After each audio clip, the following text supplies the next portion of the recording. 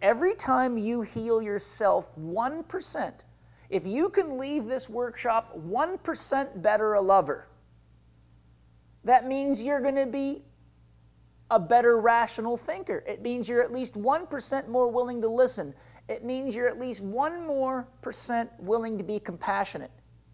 It means you're 1% more willing to express any of the qualities that come from the human heart. And if you know 500 people, if you have relationships with 5,000 people, that 1% gets washed off to every one of those people. And what's 1 times 5,000? It's 5,000.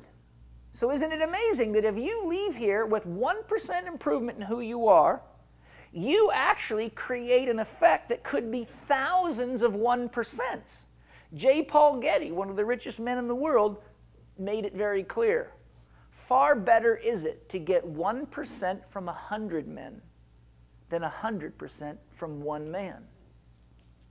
Why do you think he said that? Because if you're a small business owner and your success depends on one employee and they get sick and don't show up for work, you lose everything.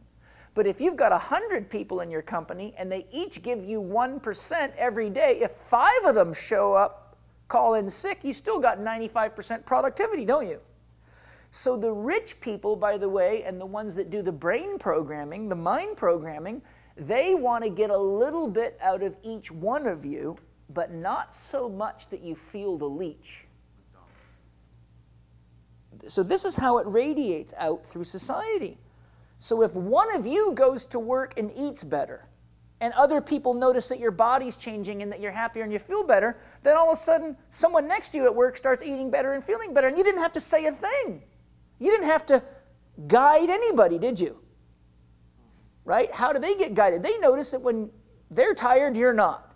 They notice that when they feel like shit, you don't. They notice when they're bitchy, you're not. They notice that your relationships are better than theirs. They notice that when the boss acts like a real ass, it seems to be less of a problem for you than it is for them. They go, how do you deal with that? And then you tell them. Well, the next thing you know, you've changed the whole company. Except the people that don't want to look inside the box. Because to change means they have to take responsibility for themselves, and God forbid. I'll leave that to George.